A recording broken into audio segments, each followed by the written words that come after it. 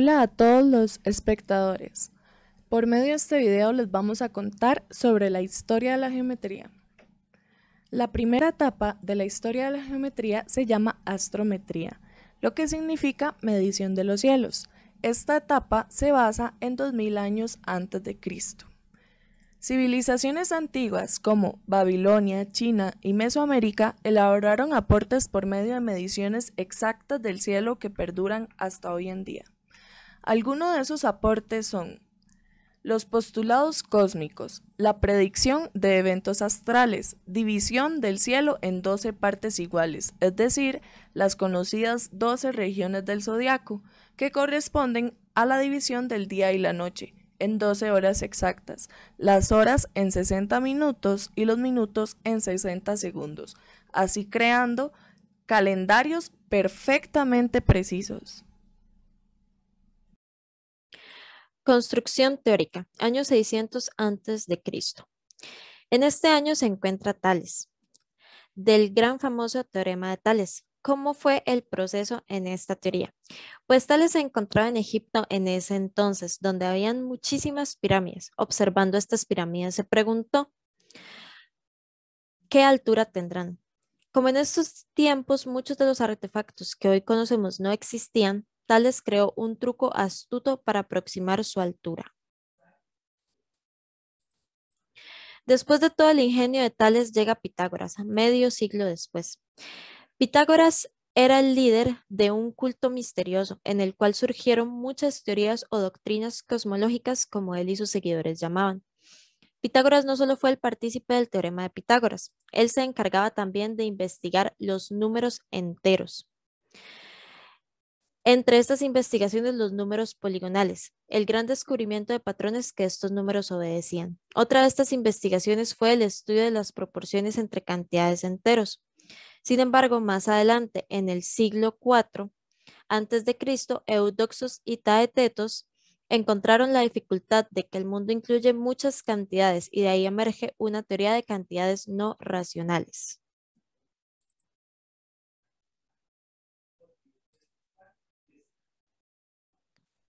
En la época del periodo del 400 al 200 antes de Cristo, la geometría se había convertido en una disciplina de estudio.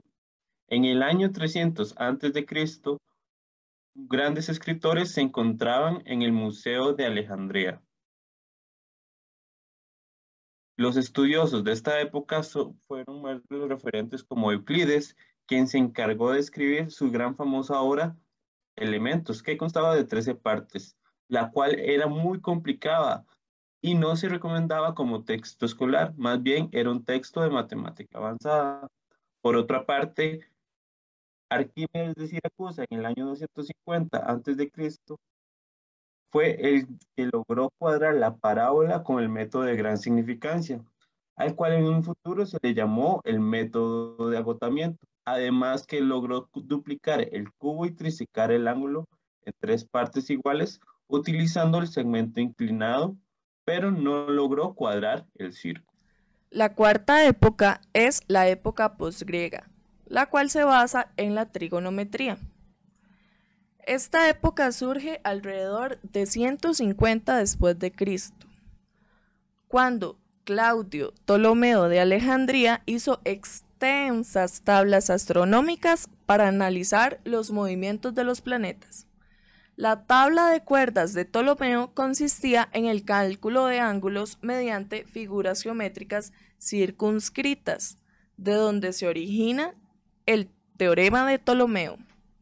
Sea un cuadrilátero convexo circunscrito, entonces la multiplicación de las diagonales es igual a la multiplicación de un par de lados opuestos más la multiplicación del otro par de lados opuestos, o lo que conocemos hoy en día como la fórmula del seno para suma de ángulos, es decir, 4 sen de alfa más beta es igual a 4 sen de alfa por coseno de beta más 4 coseno de alfa por seno de beta.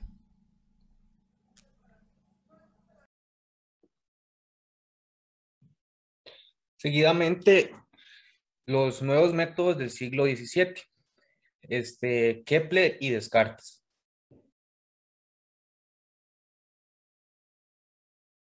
Kepler magnitudes variables, lo que se llamó en su tiempo la revolución científica del siglo XVII. Bueno, en esa época la geometría fue renovada por la introducción de varias ideas nuevas, pero primeramente cabe recalcar que Kepler en 1615 interrumpió sus investigaciones acerca de las órbitas planetarias para reconsiderar el problema del cálculo de volúmenes acerca de sólidos regulares y irregulares. Kepler propuso que el volumen de un barril puede ser considerado como la fusión de sus dimensiones, es decir, llamemos a una variable R como el radio de la base y una variable A como la altura, pero eso puede variar dado que los barriles son distintos. Luego, el método de Descartes. René Descartes publicó su discurso en 1637, perdón, el discurso llamado El Método. Uno de sus ejemplos principales en su esquema metodológico fue un capítulo basado en geometría, donde expuso el procedimiento para estudiar curvas cualesquiera, y no solamente curvas particulares como círculos o secciones cónicas.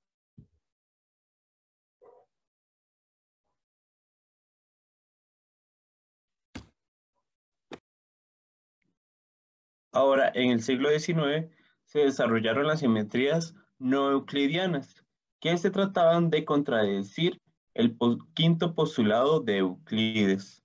Algunas de estas son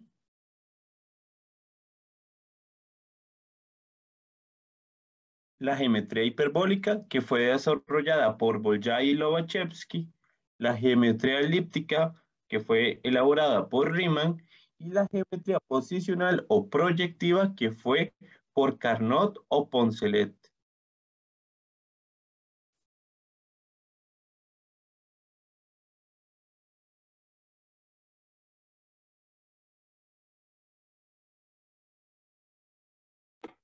Seguidamente, las clasificaciones geométricas. En el siglo XIX no se aceptaba la idea de que existiera una sola geometría, por lo que la geometría fue dividida en diferentes geometrías, para la redundancia. Primeramente, hablaremos de la geometría euclidiana y la geometría hiperbólica. En la geometría euclidiana, el conjunto es un plano usual. Las simetrías posibles son las traslaciones, las rotaciones, las reflexiones y las dilataciones. Una de las invariantes típicas son la medida del ángulo y la proporcionalidad entre segmentos y el paralelismo entre rectas. Ahora, la hiperbólica, el conjunto es un disco sin frontera. Las simetrías posibles son las transformaciones circulares del disco. Unas invariantes típicas son las medidas del ángulo y la longitud del segmento o de los segmentos. Ahora hablaremos de la geometría elíptica y la geometría posicional. En primera instancia, la geometría elíptica, el conjunto es una esfera. Las simetrías posibles son las rotaciones del círculo y las reflexiones ecuatoriales. Unas de las invariantes son la medida del ángulo y la longitud de una cuerda. Ahora, la geometría posicional, el conjunto es un plano usual,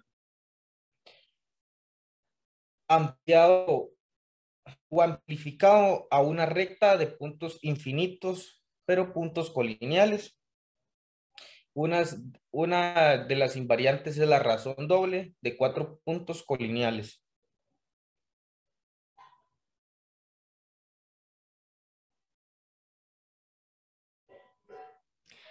Ahora, tenemos la geometría plana en el año 1975.